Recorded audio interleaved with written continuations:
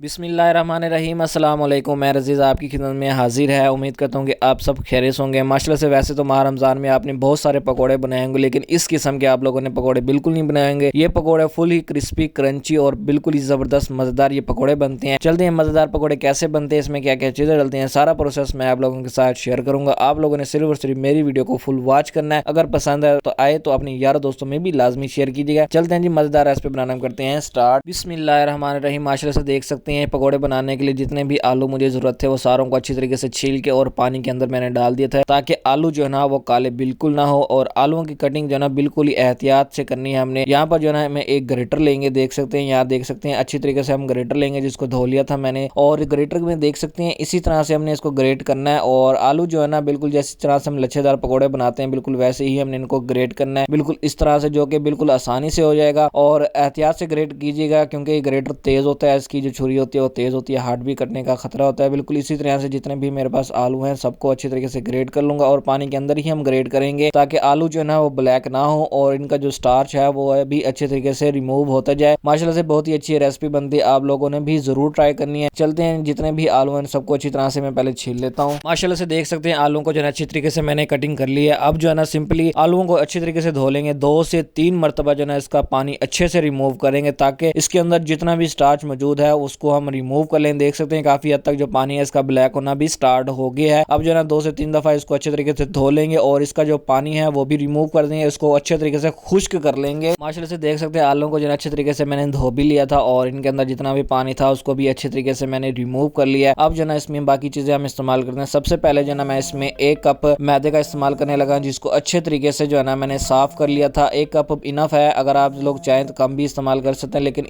इतने आलू के लिए 1 कप बहुत है। अब जो है ना फ्लेवरिंग के लिए इसमें थोड़े से मसाले वगैरह इस्तेमाल करेंगे। सबसे पहले जो है ना हम इसमें इस्तेमाल करने लगे हैं 1 टेबल स्पून लाल मिर्च, अपने हिसाब से भी डाल सकते हैं। और साथ ही जो है ना इसमें 1 टेबल स्पून दूर कुटी हुई लाल मिर्च, ये थोड़ी सी तीखी होती है, इसके इस्तेमाल कम रखेंगे। तीसरे नंबर पे इसमें जो है ना 1/2 टेबल स्पून मैं इसमें हल्दी इस्तेमाल करने लगा हूँ। और चौथे नंबर पे जो है ना इसमें हम नमक इस्तेमाल करने लगे हैं 1 टेबल स्पून। सिर्फ यही मिसाले ही हमने इस्तेमाल करने थे। और 5वें नंबर पे काली मिर्च का पाउडर। अब जो है ना हाथ की मदद से अच्छे तरीके से इसको मिक्स कर लेंगे। इसमें पानी वगैरह हमने कुछ भी नहीं इस्तेमाल करना है। इसको जब हम मिक्स करेंगे खुद ब खुद ही ये सॉफ्ट हो जाएंगे, बिल्कुल इसी तरह से सॉफ्ट हो जाएंगे। माशाल्लाह से देख सकते हैं मसाला जो है बिल्कुल ही जबरदस्त रेडी हो गया। अब सिंपली क्या करना है, हम इनको फ्राई करना है। चलते हैं आप घी गर्म करके इनको अच्छे तरीके से फ्राई करते हैं और बनाना आप लोगों को दिखाते हैं कि ये फाइनल लुक इनकी कैसी आती है। माशाल्लाह से बहुत ही जबरदस्त ये बनते हैं, आप लोगों भी ये जरूर ट्राई करें, इंशाल्लाह आप लोगों को बहुत ज्यादा ही पसंद आएंगे। चलते हैं इनको अब फ्राई करना स्टार्ट करते हैं। एक प्यारा सा फ्राई पैन रखेंगे, उसमें डालेंगे घी और घी को जो है अच्छे तरीके से हम गर्म करेंगे और फ्लेम को जो है ना मीडियम टू लो ही रखना है। देख सकते हैं घी अच्छे तरीके से गर्म हो गया है और बिल्कुल ही इसी तरह से थोड़ा थोड़ा सा मसाला हम उठाते आएंगे और घी के अंदर डालते आएंगे। कोशिश कीजिएगा घी जो है ना आपका अच्छे तरीके से गर्म होना चाहिए। मेरा जो है ना अभी अच्छे तरीके से घी गर्म नहीं है, इस वजह से मैंने पहले ही डालना स्टार्ट कर दिया। आप लोगों का घी अच्छे तरीके से गर्म हो तो ये फौरन ही पकना स्टार्ट हो जाएंगे। फ्लेम को हम मीडियम टू लो रखेंगे, अगर फ्लेम हम हाई रखेंगे तो ये फौरन ही जलना स्टार्ट हो जाएंगे। इनमें जो क्रंचपन आता है यकीन माने बहुत ही जबरदस्त इनमें क्रंचपन आ जाता है, बिल्कुल ही जबरदस्त टेस्टी होंगे। अगर मिसाले आप लोगों के परफेक्ट हो और मिसालों की तादाद थोड़ी सी ज्यादा हो तो ये जो समोसे हैं बिल्कुल ही जबरदस्त बनते हैं और सहरी को 4 चांद लगा देंगे और आपके अफ्तारी में 4 चांद लगा देंगे और आपको अफ्तारी में बहुत ज्यादा ही पसंद आएंगे। माशाल्लाह से यहाँ देख सकते हैं काफी हद तक जो ना हमारे पकोड़े जबरदस्त से रेडी हो चुके हैं। ज्यादा नहीं तो 5 से 10 मिनट और लगेंगे हमें ये पकोड़े रेडी करने में। हमारे जो पकोड़े बिल्कुल ही जबरदस्त से रेडी हो जाएंगे। इनका कलर भी बिल्कुल ही प्यारा गोल्डन ब्राउन ही रखेंगे। माशाल्लाह से देख सकते हैं हमारे पकोड़े बिल्कुल ही जबरदस्त रेडी हो चुके हैं। माशाल्लाह से देख सकते हैं इनका कलर भी बिल्कुल ही जबरदस्त आया है। आप लोग भी इसी तरीके से बनाएं, इंशाल्लाह बहुत ही जबरदस्त बनेंगे। माशाल्लाह से देख सकते हैं। चलते हैं इसकी फाइनल लुक करते हैं, डिश आउट करते हैं और आप लोगों के साथ शेयर करते हैं। माशाल्लाह अल्हम्दुलिल्लाह मेरे अल्लाह की शान, उसकी रहमतें नेमतें और बरकतें जो उसने में अता की। माशाल्लाह से देखिए हमारी जो आज की रेसिपी कितनी जबरदस्त रेडी हुई है। उम्मीद करता हूँ कि मेरी आज की रेसिपी आप लोगों को बहुत ज्यादा ही पसंद आई होगी। अगर पसंद है तो मेरे चैनल को लाइक शेयर और सब्सक्राइब लाजमी कीजिएगा। कल मिलते हैं न्यू वीडियो के साथ, तब तक के लिए मुझे इजाजत दे। अल्लाह हाफिज।